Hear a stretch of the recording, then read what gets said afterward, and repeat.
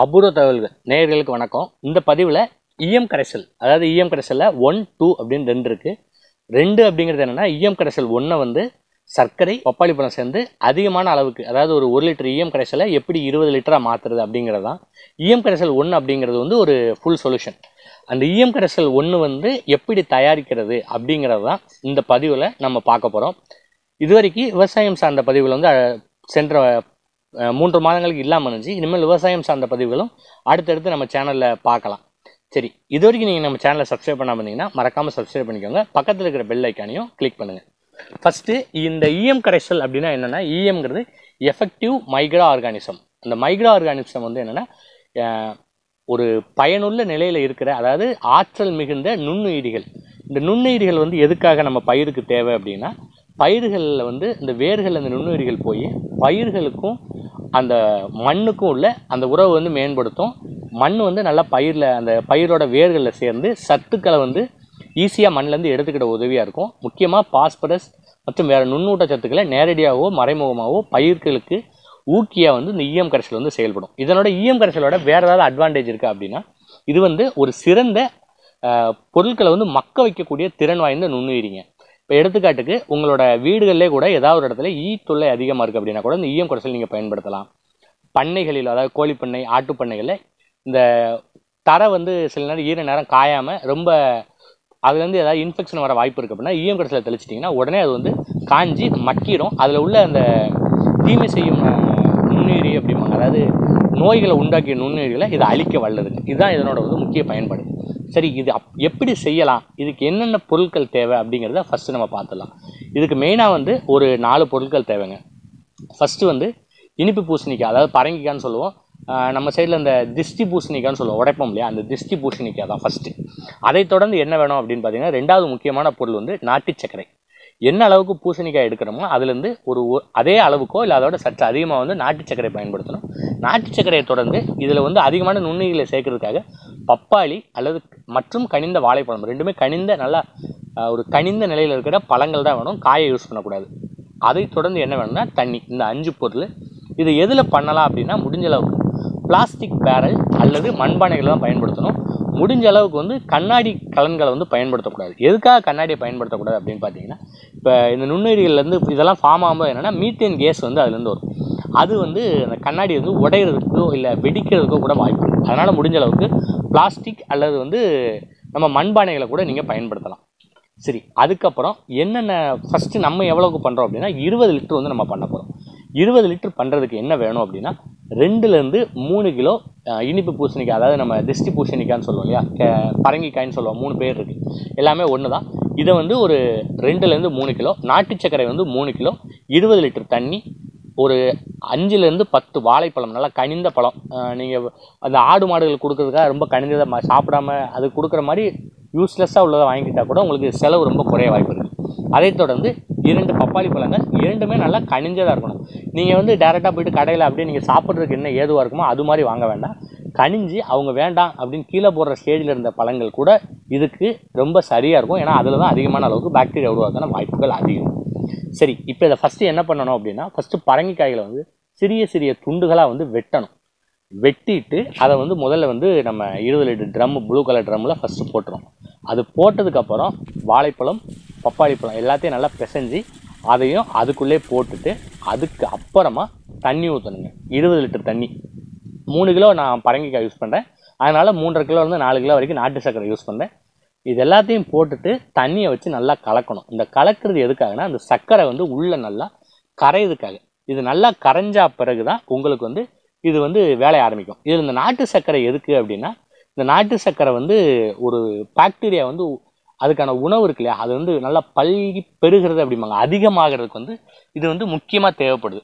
இந்த பப்பாளி இது எல்லாமே வந்து உங்களுக்கு வந்து இது வந்து நுண்ணுயிரிகளை வந்து அதிகமாக தோன்றுறதுக்கு இதெல்லாம் வந்து ஒரு ஊக்கமூட்டி மாதிரி ரொம்ப அதிகமாக இதெல்லாம் தேவை.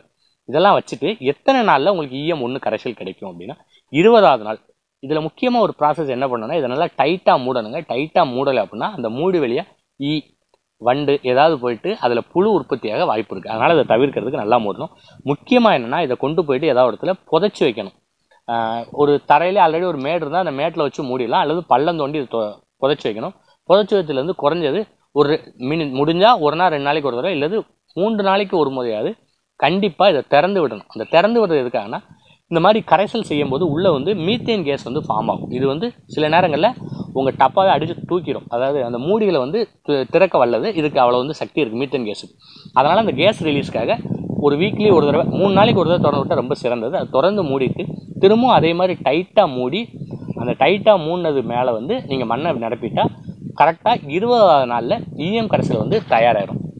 இந்த ஈயம் கரைசலை எங்கெங்கே நீங்கள் பயன்படுத்தலாம் அப்படின்னா, மண்ணில் எல்லா இடத்துலையும் பயன்படுத்தலாம். எங்கேயாவது உங்களுக்கு வந்து மக்க வேண்டிய பொருட்கள் இருந்தால், இப்போ காய்கறி கழிவு அல்ல நம்ம தாவர கழிவு, அதை தொடர்ந்து பார்த்தீங்கன்னா விலங்கு கழிவுகள் ஏதாவது இருந்தால் கூட அதை மக்க வைக்கிறதுக்கு இதை தெளிச்சிட்டா உடனே அது மக்கிடும். மக்கின உரம் தான் வந்து விவசாயத்துக்கு பயிர்களுக்கு கொடுக்க வல்லது. மக்காத உரங்களில் வந்து அதிகமான அளவு சத்துக்களை வந்து பயிர்களை தாங்க முடியாது. எடுத்துக்காட்டுக்கு நம்ம மாட்டு சாணத்தை அப்படியே பசுஞ்சாணத்தை அப்படியே போட்டால் செடி வந்து கருகிடும். ஆனால் காய வச்சு அதை மக்கா மாற்றி கொடுத்தாதான் எரு அப்படிம்பாங்க. அந்த மாதிரி எருவை கொடுத்தாதான் அது வந்து பயிர்களுக்கு அந்த மாதிரி மாற்றுறதுக்கு இது ஏற்ற ஒரு சிறந்தது. இதை நீங்கள் அப்படியே பயன்படுத்தலாமன்னா இதை 2 மாதம் வரைக்கும் நீங்கள் அப்படியே பயன்படுத்தலாம். 2 மாதத்துக்கு ஒருத்தி இதை பயன்படுத்த முடியாதா, இது வேஸ்ட் ஆயிருமானா அப்படி கிடையாதுங்க. அதுக்கப்புறம் வேணும்னா இதில் ஒரு 2 லிட்டர் 3 லிட்டர் எடுத்துகிட்டு அதுக்கு போல் திரும்ப நாட்டு சர்க்கரை கொஞ்சம் ஆட் பண்ணி கலக்கிட்டிங்கன்னா திரும்பவும் அடுத்த ஒரு வாரத்தில் 7 நாளில் திரும்ப புது சொல்யூஷன் மாதிரி இது ரெடி ஆயிடும். அதனால் இதை ரொம்ப 2 மாதத்துக்குள்ளே வந்து அதே கான்சன்ட்ரேஷனில் இருக்கும் நுண்ணுயிர்கள் வந்து. அதை தாண்டினா வந்து கான்சன்ட்ரேஷன் குறைஞ்சிடும். அந்த நேரத்தில் அதாவது கான்சன்ட்ரேஷனாக அந்த நுண்ணுயிர்களோட அளவு அதை அதிகப்படுத்துறதுக்கு வந்து நாட்டு சர்க்கரை, பப்பாளி, வாழைப்பழத்தை சேர்த்தா இதனோட பவர் வந்து திரும்ப கூடிரும், பழைய நிலைக்கு வந்துடும். இதை வந்து எல்லா இடத்துலையும் நீங்கள் பயன்படுத்தலாம். சிறந்த பயிர்களை வந்து பயிர் ஊக்கிம்பாங்க. அதாவது பயிர்களோட வளர்ச்சியை அதிகப்படுத்துறதுக்கு. எதனால் அப்படின்னா, இதனால் இது வந்து வேர்களில் இருக்கனால வேர்கள் வந்து நல்லா நீண்டு வளர்ந்து மண்ணோட நல்ல பிடிப்பை ஏற்படுத்தும். வேர் வளர்ந்தாலும் என்ன ஆகுனா தன்னை போல் சத்துக்கள் அதிகம் கிடைக்கும். அதனால் செடிகள் வந்து நல்லா செழித்து வளரும். இதை எல்லா பருவத்திலையும் நீங்கள் பயன்படுத்தலாம். இது வந்து ஒரு சிறந்த மக்க வைக்கக்கூடிய ஒரு நுண்ணூட்ட திரவம். இது வந்து இப்போ 120 நாடுகளுக்கு மேலே இதை வந்து இயற்கை விவசாயத்தில் பெரிய லெவலில் பயன்படுத்திக்கிட்டு இருக்காங்க. இதை வந்து நீங்கள் முதலே சொன்ன மாதிரி எல்லா இடத்துலையும் பயன்படுத்தலாம். இதை EM2 எப்படி மாற்றுறது அப்படின்னா வேற ஒன்றும் கிடையாது. இது இன்னொரு கருது இருக்குது. இதனோட ஜீவாமிர்தமோ ஏதோ கலந்து சேர்ந்து கூட செடிகளுக்கு கொடுக்கலாம். இல்லைன்னா நீர் பாய்ச்சும் போது கொடுக்கலாம். இதை தெளிக்கணுமானா தெளிக்கலாம். ஆனால் பயிர்களுக்கு சிறந்த முறை வந்து என்னென்னா வேர்களில் கொடுக்குறது தான். நீங்கள் வாய்க்காலில் நீர் பாய்ச்சும் போது நீரோடு சேர்த்து இந்த ஈயம் கரைசலை கொடுத்தா நல்ல பலன் இருக்கும். வேர் முடிச்சுகளில் இந்த ஈயம் கரைசல் வந்து அதனோட நுண்ணுயிர்கள் சென்று அடைஞ்சாதான் நம்மளோட முழு பலன் வந்து நமக்கு கிடைக்கும். இதை தொடர்ந்து EM2 எப்படி மாற்றுறது அப்படிங்கிறதுக்கு ஒரு தனி வீடியோ பண்ணியிருக்கோம். இருந்தாலும் ஒரு சின்ன ஷார்ட்டாக ஒரு இன்ட்ரோ மட்டும் உங்களுக்கு கொடுத்துறேன். ஒன்றும் கிடையாது. இப்போ நீங்கள் தயார் பண்ண சொல்யூஷன் இருக்குல்லையா, 20 லிட்டர் 20 நாள் ஆகும். அதாவது 3 கிலோ பரங்கிக்காய், 3 கிலோ சர்க்கரை, 3லேருந்து 4 கிலோ சர்க்கரை, பப்பாளி, வாழைப்பழம் போட்டு 20 நாள் கழிச்சு தயாரான சொல்யூஷன் வந்து EM1 திரவ நுண்ணுயிரி.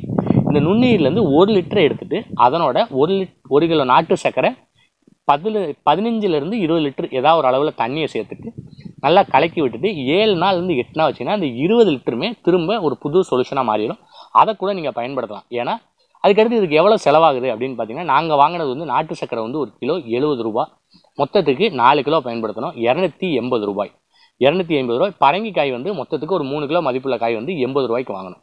ஸோ மொத்தத்துக்கு வந்து 280 அதாவது 280 அதோட சேர்த்து 360 ப்ளஸ் ஒரு 40 ரூபாய்க்கு வாழைப்பழம், ஒரு 20 ரூபாய்க்கு இது வாங்கிட்டோம்.